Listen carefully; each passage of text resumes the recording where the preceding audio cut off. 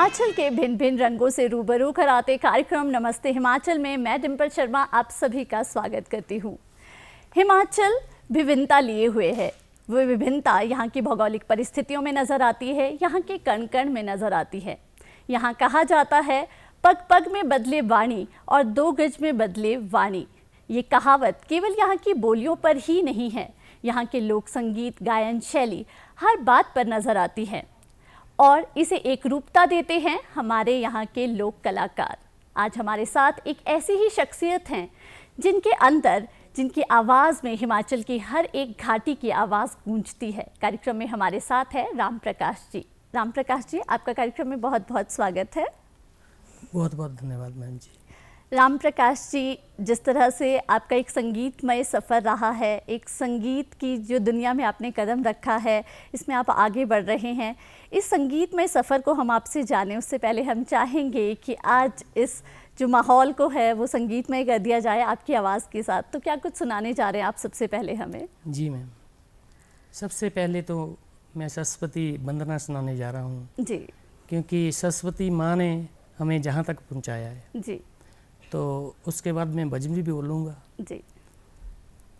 बीणा बादुनी बरदे, ओ बीणा बादुनी बरदे, 7 स्वरों का ऐसा रंग दे, 7 स्वरों का ऐसा रंग दे, स्वरों में प्राण भर दे, ओ बीणा बादुनी भर दे, ओ बीणा बादुनी भर दे। ऐसा डमरू बजाया भोलेनाथ ने, ऐसा डमरू बजाया भोलेनाथ ने, सारा कैलाश पर्वत मगन हो गया। ऐसा डमरू बजाया भोलेनाथ ने, सारा कैलाश पर्वत मगन हो गया। सारा कैलाश पर्वत मगन हो गया, सारा कैलाश पर्वत मगन हो गया, सारा कैलाश पर्वत मगन हो गया। ऐसा डमरू बजाया भोलेनाथ ने, सारा कैलाश पर्वत मगन हो गया। डमरू की आवाज श्री राम ने सुनी थी, और डमरू की आवाज श्री राम ने सुनी थी, राम ने सुनी थी, सीता राम ने सुनी थी, और मैया सीता का मन भी मगन हो गया। ऐसा डमरू बजाया भोलेनाथ ने, सारा कैलाश पर्वत मगन हो गया। डमरू की आवाज श्री कृष्ण ने सुनी थी, डमरू की आवाज श्री कृष्ण ने सुनी थी, हो मैया राधा का मन भी मगन हो गया। ऐसा डमरू बजाया भोलेनाथ ने, सारा कैलाश पर्वत मगन हो गया। डमरू की आवाज सर्व जगत ने सुनी थी, डमरू की आवाज सर्व जगत ने सुनी थी, और सारे भक्तों का मन भी मगन हो गया। ऐसा डमरू बजाया भोलेनाथ ने, सारा कैलाश पर्वत मगन हो गया, सारा कैलाश पर्वत मगन हो गया। बहुत ही खूबसूरत, आपने पूरे माहौल को इतना संगीतमय और भक्तिमय कर दिया आपकी आवाज़ ने। राम प्रकाश जी, कुछ अपने बारे में बताएं, कहाँ से आप हैं, कहाँ आपका बचपन बीता है और किस तरह से आपका बचपन बीता है? मैं ऊना का रहने वाला हूँ जी। और स्लो मेरा गांव है और हरुल्ली कॉन्स्टिट्यूंसी है हमारी। जी। तो बचपन भी, जहाँ तक हम बचपन की बात करें तो बचपन हमारा ये समझो कि संगीत में ही बीता है, क्योंकि धीरे धीरे हमें संगीत का थोड़ा यानी कि रुचि पैदा हो गई, होनी शुरू हो गई। जी, तो आपको इस तरह का माहौल मिला बचपन से ही जिसमें आपकी संगीत के प्रति जो रुचि है वो पैदा हो गई थी। तो बात कीजिए आपके इस बचपन की और स्कूल के दिनों की। स्कूल की बहुत सारी यादें होती है हम सभी के मन में जब हम स्कूल की बात करते हैं। हाँ जी। और बच्चे के अंदर अगर किसी तरह की कोई कला है तो उसे निखारने का काम भी स्कूल में ही हो जाता है जब हम स्कूल में होते हैं। तो ऐसे में क्या कुछ है उस समय की घटनाएं, क्या कुछ है उस समय की आपकी यादें कि कैसे आपने सबसे पहली बार स्कूल में परफॉर्म किया, कैसे आपके टीचर्स ने आपको प्रोत्साहित किया? मैडम जी, जब मैं स्कूल में था जी तो हम छोटे छोटे बच्चे थे। हम क्लास में बैठे हुए थे तो क्लास में एक ज्योमेट्री बॉक्स होता है जी तो एक हमारा ड्राइंग का पीरियड होता था। तो ड्राइंग के पीरियड में जो हमारे टीचर थे कई बार नहीं आते थे, जी तो उस वक्त हम जो ज्योमेट्री को ज़ोर ज़ोर से बजाने लग जाते थे, जैसे ताल वगैरह ज़ोर ज़ोर से बजाना और उसमें गाना या नहीं। जी एक दिन ऐसा वाक़या हुआ कि हम ज़ोर ज़ोर से गा भी रहे थे और ज्योमेट्री बॉक्स को बजा भी रहे थे। जी उधर से हमारे ड्राइंग के टीचर्स वहाँ पे पहुँच गए तो उन्होंने देखा जहाँ पे शोर पड़ा हुआ है, उन्होंने सीधा ही वो हमारी क्लास में आए और उन्होंने क्लास में आकर यानी कि सभी को खड़े होने के लिए बोला। जी और उसके बाद उन्होंने सभी को बैठा दिया। उन्होंने बोला कि ईमानदारी से बोलो कि जहाँ कौन बजा रहा था वो कौन गा रहा था, अपने आप खड़े हो जाओ। तो मेरे को पता था डांट तो पड़नी है, तो सबसे पहले मैं खड़ा हो गया। तो उसके बाद दो लड़के और थे, तो उन्होंने एक गुलाबदानी होती है, गुलाबदानी मतलब एक डंडा सा होता है जी और तीन तीन डंडे हमारे को यानी कि वहाँ पे यानी कि मारे। उसके बाद हमने यानी कि स्कूल में ऐसा यानी कि वो एक ताल वहाँ से हमें शौक यानी कि वहाँ से पैदा हुआ। जी, एक कलाकार के तौर पर आप अपने ताल को वहाँ मजबूत कर रहे थे, लेकिन एक शिक्षक के तौर पर जो अनुशासन वो चाहते थे उसके लिए आपको थोड़ी सी डांट भी पिट गई और जो थोड़ी सी है पिटाई भी हो गई। ऐसे में जब आपने स्कूल के दिनों को इस तरह से याद किया तो क्यों ना उस समय का कोई गीत जो आपके जहन में हो, जो आप कक्षा में ऐसे ही गुनगुनाते हों, वो आप हमें सुना दें और हमारे दर्शक भी जो हैं वो भी उन पुरानी यादों में खो जाएंगे।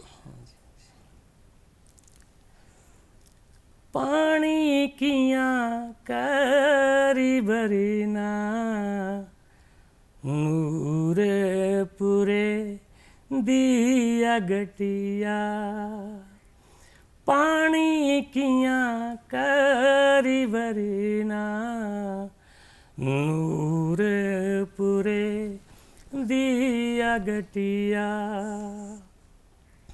चकिया गड़ोलू गौरी सिर पर रखिया, चकिया गड़ोलू गौरी सिर पर रखिया, 100 बाल पई जांदे बखिया, हो नी माए नूर पूरे दिया गटिया, पानी कियां करी बरीना नूर पूरे दिया गटिया, पानी कियां करी बरीना नूर पूरे दिया गटिया। बहुत ही खूबसूरत राम प्रकाश जी। ऐसा लग रहा है जैसे हम हिमाचल के हर एक रंग को जो है आज एक एक करके देखते जा रहे हैं। आपकी आवाज़ में हर घाटी का एक बहुत ही सुंदर सी जो है आवाज़ हमें धुन सुनाई दे रही है। बात की जाए आपकी संगीत शिक्षा की, क्योंकि हर चीज़ को सीखना बहुत ज़्यादा ज़रूरी होता है, कोई भी कार्य हो, तो ऐसे में आपने भी संगीत शिक्षा प्राप्त की होगी, तो वो सफ़र कैसा रहा? कैसे आपके मन में आया कि अब मुझे जो है संगीत शिक्षा प्राप्त करनी है और कहाँ से आपने ये शिक्षा प्राप्त की? शुरू में मैं स्कूलों में गाता था जी तो सारा स्कूल इकट्ठा हो जाता था वहाँ पे। उसके बाद उन्होंने मेरे को बोलना कि आप जहाँ पे हमारे को सुनाओ।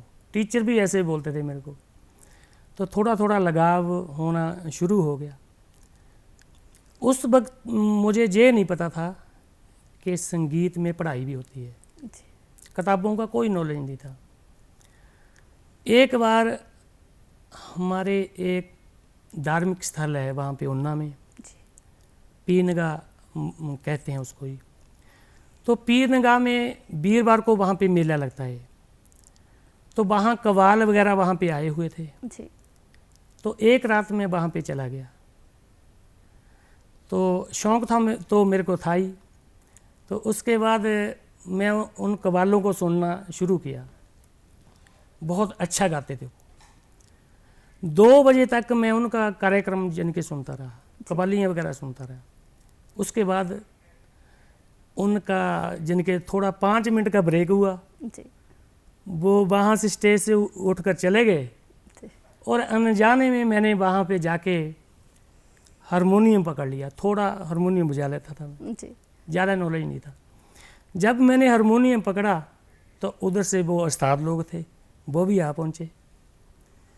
उन्होंने मेरे को बोला, उस्ताद जी ऐसा करो हमारे को पहाड़ी राग सुनाओ।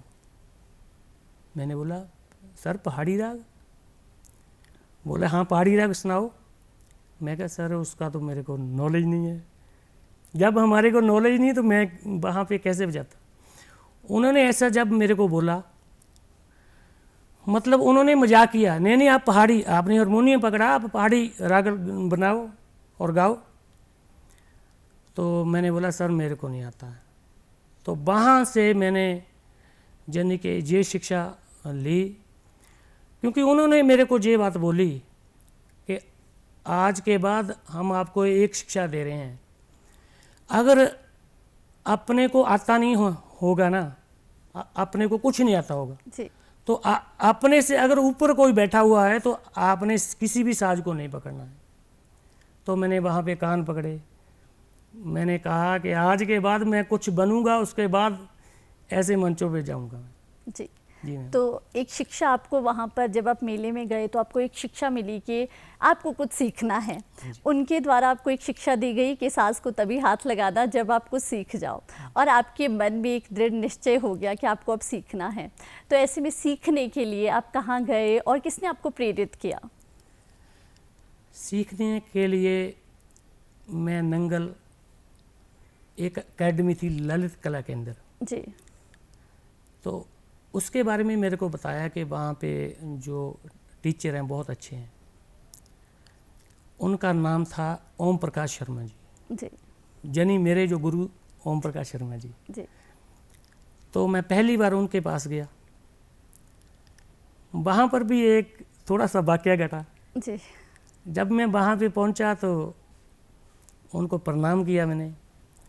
तो गुरुजी बोलने लगे हाँ आप जहाँ पे आए। मैंने कहा सर मैंने आपसे सीखना है, कुछ संगीत के बारे में नॉलेज चाहिए मेरे को। बोला आपको कुछ आता है? मैं बोला हाँ सर मेरे को आता है। यानी थोड़े से भर हारमोनियम पे लगा लेता था मैं ना, लेकिन संगीत के बारे में इतना नॉलेज नहीं था मेरे को, इसके किताबों के बारे में कुछ मेरे को पता नहीं था। तो उन्होंने बोला आपको आता है तो सुनाओ। तो मैंने वहाँ पे हारमोनियम पकड़ा, क्योंकि हमारे को उस वक्त इतनी जानकारी नहीं थी। हारमोनियम पकड़ा और ज़ोर ज़ोर से उसको मारना शुरू कर दिया ऐसे जी। तो एक गाना यानी कि मैंने एक कव्वाली सुन सोने दिया कंगना, वो यानी कि वहाँ पे बजाई मैंने। उसके बाद जो हमारे गुरुजन थे यानी ओम प्रकाश शर्मा जी, वो यानी कि अपने मुंह में यानी कि हंस रहे हैं वो जी। तो उसके बाद मैंने उनको पूछा सर ये जो गाना है मेरा ये कैसे लगा, मतलब कैसे बजाया मैंने? बोला आपने बहुत अच्छा बजाया बेटा, आपने बहुत अच्छा बजाया, लेकिन आज के बाद मेरे सामने ऐसा कभी मत बजाना। मैंने बोला ठीक है गुरुजी सॉरी।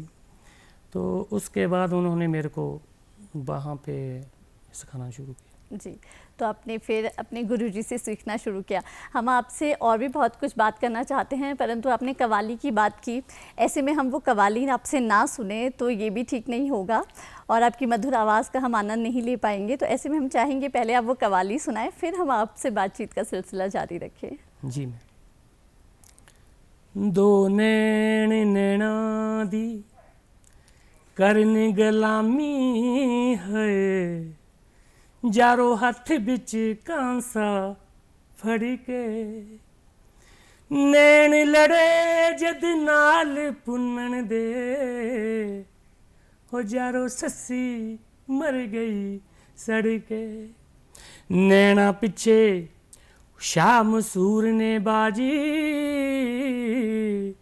ओने देखिया सूली चढ़ के मदीद नैना दे कैदी जेड़े ओ देन दुहाइयां खड़ी के मैं अपना लाइयां वे सोहणिया लगियां जोरो जोरी मैं अपना लाइयां वे रांझना लगियां जोरो जोरी मैं अपना लाइयां वे सोहणिया लगियां जोरो जोरी हो मैनू तेरियां यादां वे मैनू तेरियां यादां वे सोहणिया देवन लगियां लोरी मैं अपना लाइयां वे रांझना लगियां जोरो जोरी ये अखियां झूठ नहीं बोलदियां ये अखियां झूठ नहीं बोलदियां ओ बिच दिलां दे वादे करके बिच दिलां दे वादे करके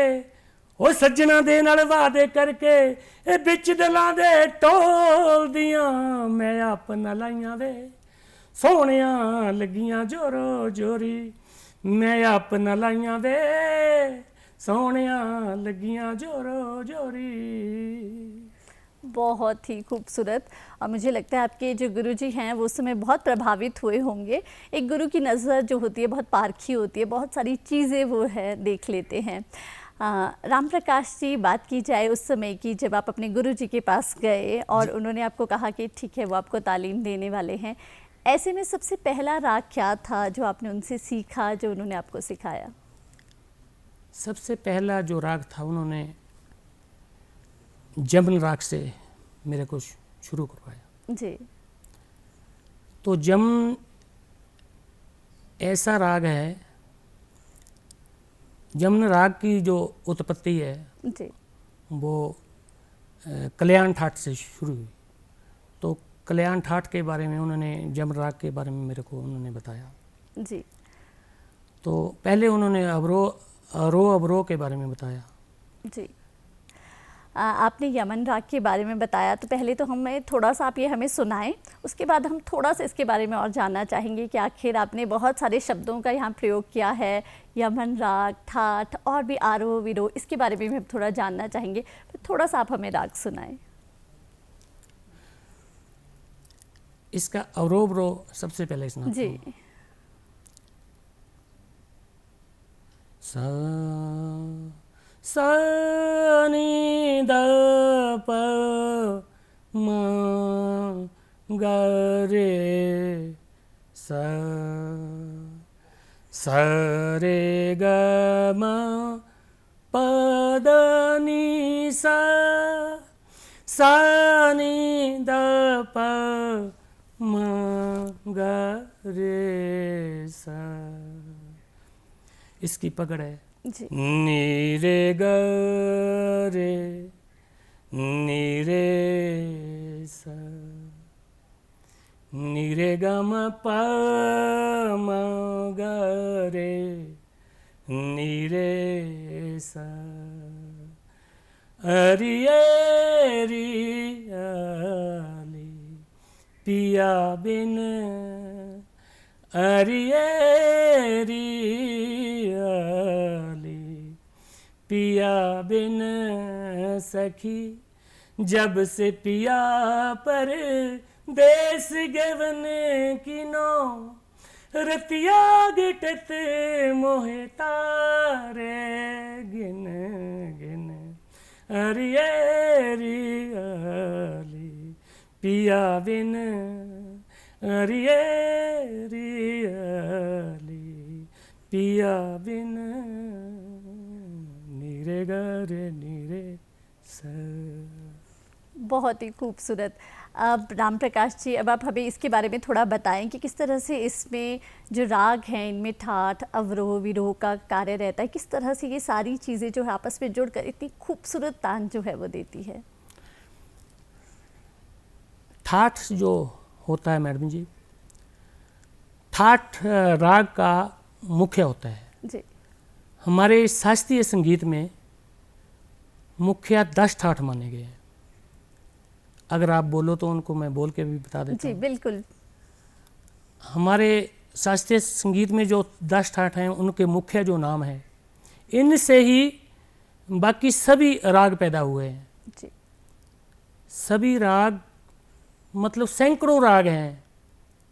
ये तो मैंने एक ही राग सुनाया आपको, जी। इससे सैकड़ों राग है। 10 ठाठों से पहले राग निकलते हैं और रागों से ही आगे रागणियाँ निकलती हैं। जी छोटी छोटी रागणियाँ भी जिनकी निकलती हैं। जी तो हमारे शास्त्रीय संगीत में, हिंदुस्तान पद्धति में जो हमारे संगीतकार थे, उन्होंने 10 ठाठ जन के तैयार किए। 10 ठाठ उन्होंने बनाए शोध करके। जी तो वो 10 ठाठ हैं। सबसे पहले बिलावल, खमाज, कल्याण, कल्याण के बाद भैरव, भैरवी, असावरी, असावरी के बाद पूर्वी, तोड़ी, मारबा। ये जो हैं ये 10 ठाठ हैं हमारे शास्त्रीय संगीत। जी। और इन्हीं से जो है संगीत राग जो है वो आगे निकलते हैं। जी।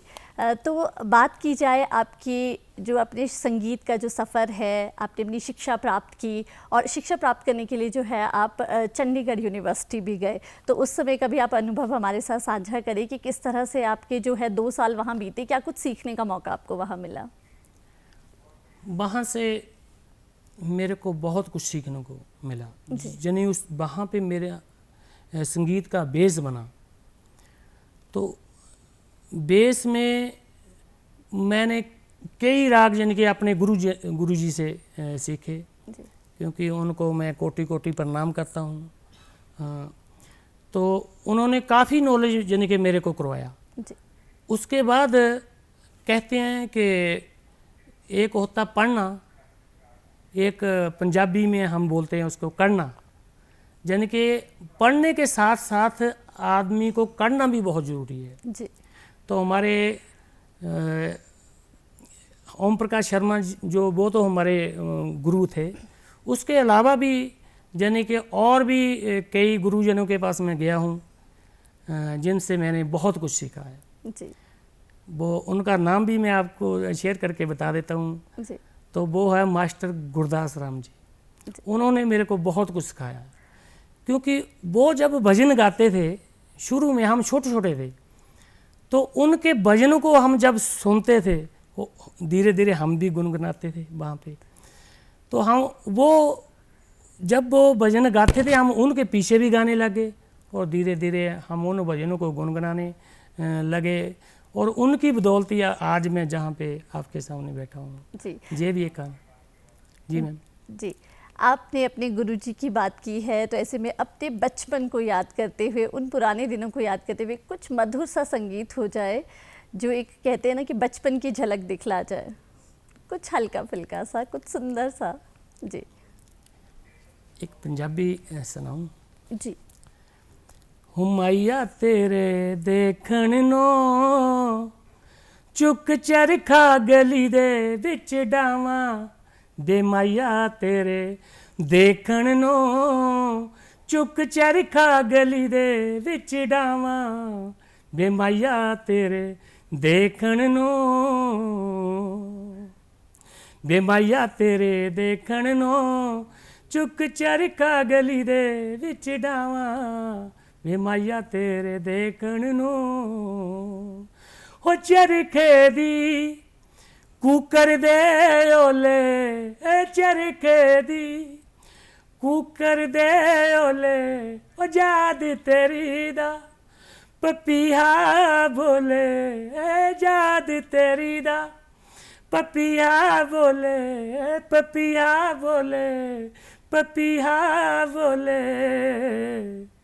बेनिमा निमा गीत छेड़ के, बेनिमा निमा गीत छेड़ के, तंद कत दी हलारे खावा, ਵੇ ਮਾਇਆ ਤੇਰੇ ਦੇਖਣ ਨੂੰ ਚੁੱਕ ਚਰਖਾ ਗਲੀ ਦੇ ਵਿੱਚ ਡਾਵਾਂ ਵੇ ਮਾਇਆ ਤੇਰੇ ਦੇਖਣ ਨੂੰ ਵੇ ਮਾਇਆ ਤੇਰੇ ਦੇਖਣ ਨੂੰ ਚੁੱਕ ਚਰਖਾ ਗਲੀ ਦੇ ਵਿੱਚ ਡਾਵਾਂ ਵੇ ਮਾਇਆ ਤੇਰੇ देखण नो। बहुत ही खूबसूरत। राम प्रकाश जी, जिस तरह से आपने अपनी संगीत शिक्षा प्राप्त करने के बाद जो है अपने करियर की शुरुआत एक शिक्षक के रूप में की, आपने शिक्षा देना शुरू किया संगीत शिक्षक के रूप में, तो ऐसे में कैसा अनुभव था जब आप बच्चों के बीच गए? और एक बहुत ही खास बात है कि आपने अपनी जो शुरुआत है वो उसी विद्यालय से की जहाँ आप स्वयं पढ़ते थे जी। तो वो कैसा अनुभव था और बच्चों का रुझान कैसा रहता था उस समय? जी मैम, जिस स्कूल में मैं पढ़ा उसी स्कूल में मुझे नौकरी मिल गई। 3 साल यानी कि मैंने वहाँ पे बिताए जी, क्योंकि उस टाइम पीटीए फंड में से मेरे को उन्होंने रखा था। तो इससे ज़्यादा खुशी की लहर और मेरे अंदर क्या हो सकती है जी। क्योंकि वो पल ही ऐसा था कि बहुत खुशी मेरे को हुई कि इस स्कूल से मैं निकल के गया हूँ और इसी स्कूल में आज टीचर हूँ। तो वहाँ पे बच्चों का रुझान संगीत के प्रति बहुत था जी। लेकिन वहाँ एक दिक्कत वहाँ पे ज़रूर शुरू में मेरे को आई जी। क्योंकि वहाँ पे बच्चों के प्रति प्रतिभा तो थी बहुत ज़्यादा है। बच्चों के अंदर प्रतिभा होती है, अगर उनको निखारने वाला यानी कि चाहिए जी। तो बच्चों को मैंने यानी कि क्लासिकल सिखाया वहाँ पे। बच्चे इंटरेस्ट भी रखते थे। तो सिखाते सिखाते एक वाक़या वहाँ पे ऐसा हुआ जो आज भी मैं उसको याद करता हूँ तो मेरे को बहुत यानी कि याद आती है उसकी जी। तो हम 5 टीचर वहाँ पे पीटीए फंड में से रखे हुए थे। तो एक पंजाबी की टीचर थी मैडम, उन्होंने मेरे को बोला सर मैंने भी संगीत सीखना है। मैंने बोला नहीं नहीं मैडम ये बहुत टफ है, आपके बस की बात नहीं, आप पंजाबी पढ़ाओ बच्चों को जी। तो वो हंसने लगे। वो कहने लगी बोले कि सर आपने अभी तक मेरे को पहचाना नहीं है, जाना नहीं, मतलब मैं जिस काम को पकड़ लेती हूँ उसको मैं एंड तक उसको सीख कर ही छोड़ती हूँ। मैंने सोचा हाँ कुछ ना कुछ इसके अंदर सीखने के लिए कुछ है जी। उसने बोला सर आप मेरे को सिखाओ, अगर मैं ना सीखूं तो आपने बोलना।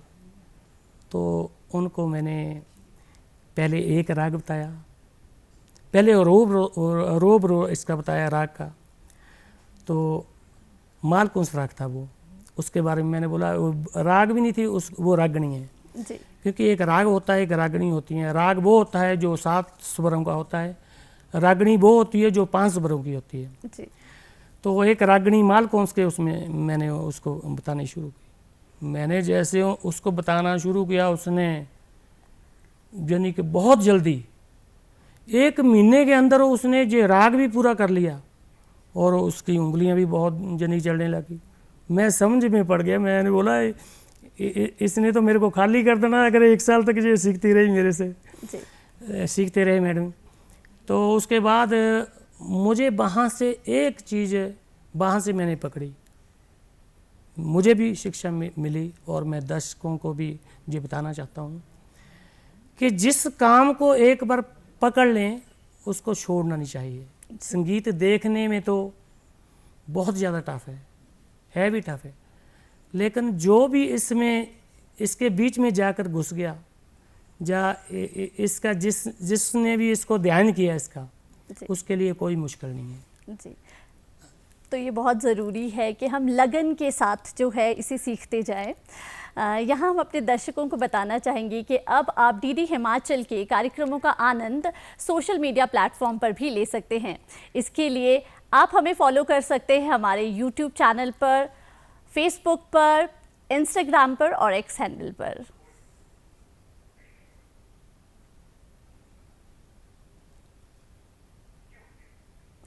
तो राम प्रकाश जी, आपने बहुत ही खूबसूरती से हमें अपने उस समय का जो है अनुभव बताया कि किस तरह से आपके साथ के टीचर को भी आपने बहुत ही अच्छे से जो है म्यूज़िक सिखा दिया है। 2 रागों से तो आपने उन्हें परिपूर्ण कर ही दिया और उनके अंदर कुछ नया सीखने की एक जो इच्छा है वो भी जागृत कर दी।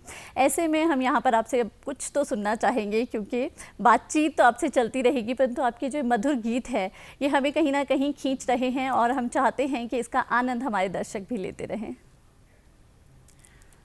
सा रे ग प द सा, सा द प ग रे सा,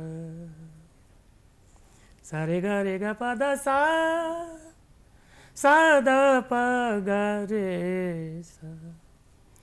तू शब्दों का दास रे जोगी, तू शब्दों का दास रे जोगी।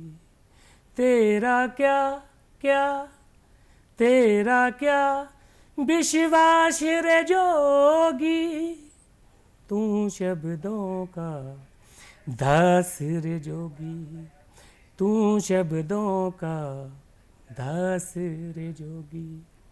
राम नहीं तू बन पाएगा, राम नहीं तू बन पाएगा। क्यों फिरता था, क्यों फिरता वनवास रे जोगी, तू शब्दों का दास रे जोगी, तू शब्दों का दास रे जोगी। बहुत ही खूबसूरत राम प्रकाश जी। राम प्रकाश जी, आप ऊना से संबंध रखते हैं, ऐसे में ऊना जो है वो पंजाब के बेहद करीब है और हिमाचल में तो कहावत मशहूर ही है कि यहाँ पग पग में जो है वाणी बदलती है। तो ऐसे में आपके संगीत में क्या कुछ समावेश हुआ वहाँ की संस्कृति का, आपके जो है पड़ोसी राज्य का? जैसे हमारा जो पड़ोसी राज्य है जी, उससे हमें बहुत कुछ सीखने को मिला, क्योंकि साथ में लगता जो हमारे घर से पंजाब तकरीबन 4-5 किलोमीटर दूर है हमारे यानी के गांव से। तो पंजाबी तो हम टच ही हैं, पंजाबी तो हम गाते ही हैं जी। उसके साथ साथ मैं पहाड़ी को भी यानी के गाता हूँ। पहाड़ी तो मैं ज़्यादा ही गाता हूँ, लेकिन पंजाबी का जो है, पंजाबी में मैंने अपने हिमाचल की खूबसूरती को यानी के लिखा है। जी, तो वो हम ज़रूर सुनना चाहेंगे जिसमें आप कह रहे हैं कि हिमाचल की पूरी खूबसूरती को आपने उसमें देखा है। तो वो खूबसूरती अगर जब हम संगीत के माध्यम से सुनेंगे तो और भी ज़्यादा खूबसूरत हो जाएगा। उच्चे पर्वत काटियां ने डूंगियां, जग विच हिमाचल दियां गल्लां हुंदियां। उच्चे पर्वत काटियां ने डूंगियां, जग विच हिमाचल दियां गल्लां हुंदियां। लवी रामपुर दी मिंजर मेला चंबे दा, मंडी दी शिवरात्रि दशहरा ए कुल्लू दा। उन्ने विच पिंड पिंड, उन्ने विच पिंड पिंड छिंजां हुंदियां, जग विच हिमाचल दियां गल्लां हुंदियां। जग विच हिमाचल दियां गल्लां हुंदियां। कने कने जंगल शिंगार ने इस दे, हो कने कने जंगल शिंगार ने इस दे। आलू गन्ना सेब पैदावार ने इस दे, आलू गन्ना सेब पैदावार ने इस दे। पहाड़ां विच हुंदियां ने, पहाड़ां विच हुंदियां ने जड़ी बूटियां, जग विच हिमाचल दियां गल्लां हुंदियां। जग विच हिमाचल दियां गल्लां हुंदियां। बहुत ही खूबसूरत। राम प्रकाश जी, संगीत की बात की जाए, आपने संगीत शिक्षक के रूप में भी शिक्षा दी है, तो ऐसे में संगीत आपके लिए क्या है और आने वाली जो पीढ़ी है वो किस तरह से संगीत के माध्यम से हमारी संस्कृति को संजो कर रख सकती है? जहाँ तक के आने वाली पीढ़ी की बात है, सबसे पहले मैं ये बात दूरदर्शन के माध्यम से जरूर कहना चाहूँगा कि जब भी टीवी पर हमारा शास्त्रीय संगीत का कोई भी प्रोग्राम आता है, तो जब टीवी पर लगा होता है तो हमारी युवा पीढ़ी जो है उसको झट से जा कर के उसको बंद कर देती है टीवी को, क्योंकि उसको ये अच्छा नहीं लगता है। क्योंकि जितने भी गाने हैं वो शास्त्रीय संगीत से निकले हैं और राग से निकले हैं। 5 स्वरों का राग होता है, 5 स्वरों का राग है और 5 स्वर से नीचे कोई भी राग नहीं है। तो कोई भी जो गाना है, जो हम पहाड़ी जो गाने भी हैं, कोई भी एनीवन कोई भी गाना है वो किसी न किसी राग से निकला है मैडम। तो मैं युवा पीढ़ी को ये बोलना चाहूँगा कि ज़्यादा से ज़्यादा शास्त्रीय संगीत में रुचि रखें, कम से कम थोड़ा इसको सुनना शुरू करें। और जो हमारे हिमाचल के लोकगीत हैं उनमें अपनी रुचि बनाए रखें, ताकि हमारे जो पिछले लोकगीत हैं, जो हमको जो विरासत में मिले हैं जी। उनको हम यानी कि आने वाले समय में संजो कर रख सकें जी। और मैं युवा पीढ़ी को यही कहना चाहूँगा कि संगीत में रुचि बनाए रखें जी। तभी हमारी जो ये इतनी समृद्ध सांस्कृतिक विरासत है ये अगली पीढ़ी तक भी पहुंच सकती है। यहाँ आपने पहाड़ी गीतों की बात की और अभी तक हमने आपसे कोई पहाड़ी जो गीत है वो नहीं सुना है, जो अपर शिमला का है उसमें भी आप बहुत पारंगत है, तो हम चाहेंगे कि आप हमारे दर्शकों को यहाँ पर एक पहाड़ी गीत भी ज़रूर सुनाएं।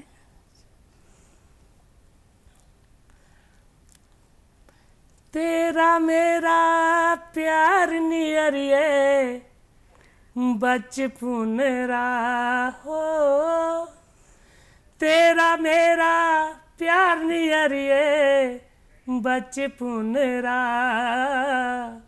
नहीं सताउना दिलड़ू अरिए एक दूजे रा, नहीं सताउना दिलड़ू अरिए एक दूजे रा। तेरा मेरा प्यार नियरिए बचपन हो, तेरा मेरा प्यार नियरिए बचपन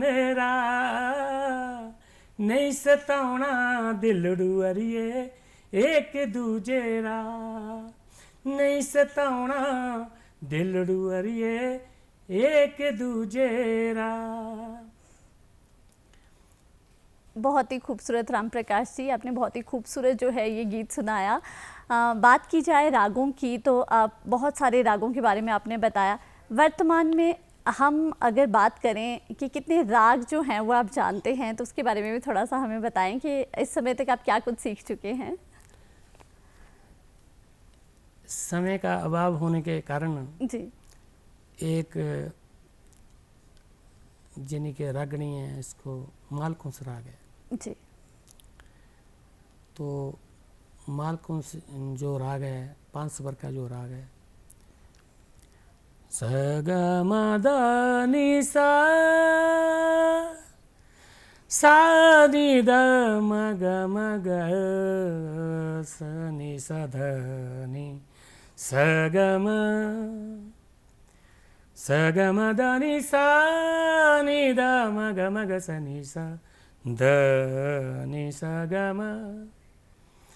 पग घुंघरू बांध मीरा नाची रे, पग घुंघरू बांध मीरा नाची रे, लोग कहें मीरा बेरे बावरी, सास कहे कुल नासी रे, लोग कहें मीरो बेरे बावरी, सास कहे कुल नासी रे, पग घुंघरू बांध मेरा नाची रे, पग घुंघरू बांध मेरा नाची रे, पग घुंघरू बांध मेरा नाची रे, सगम पग मग सनि सधनि सगम सनि धनि सनि ध मग मद मग मग सनि सधनि सगम,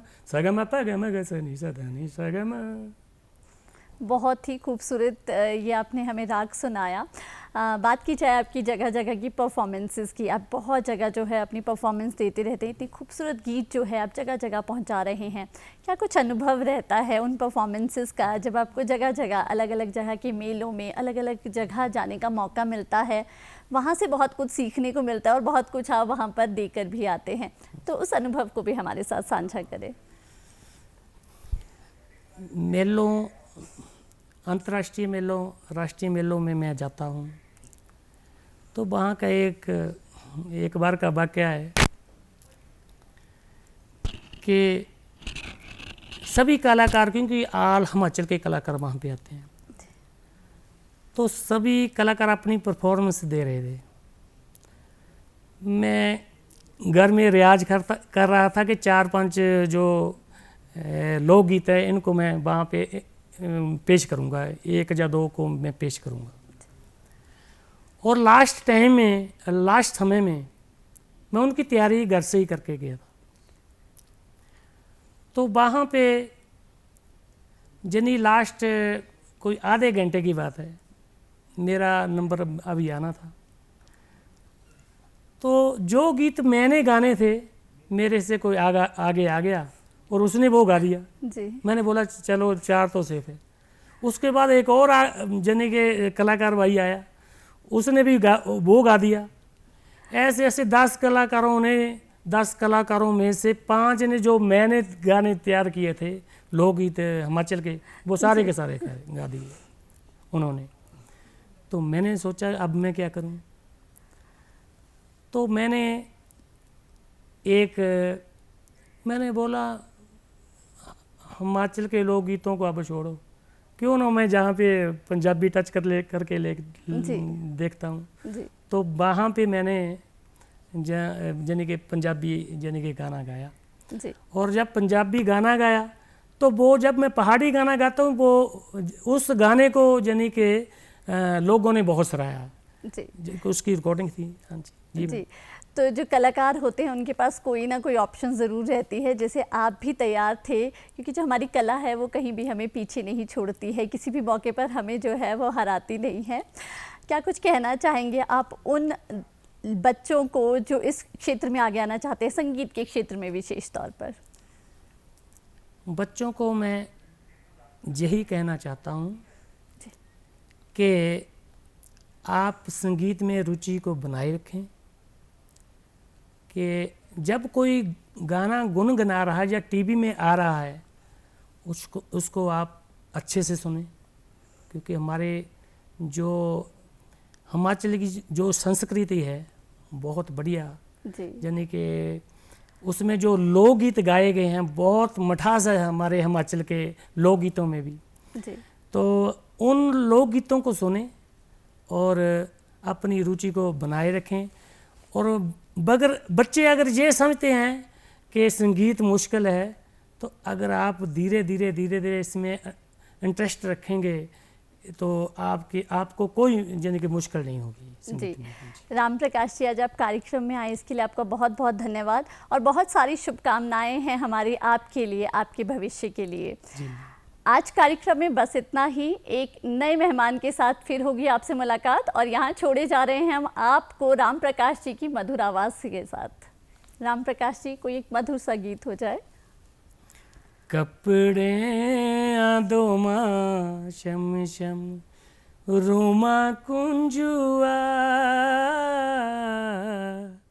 कपड़े दो माँ शम शम रोमा कुंजुआ, ओ बिच बटन निशानी हो है मेरी ये जिंदे ओ बिच बटन निशानी हो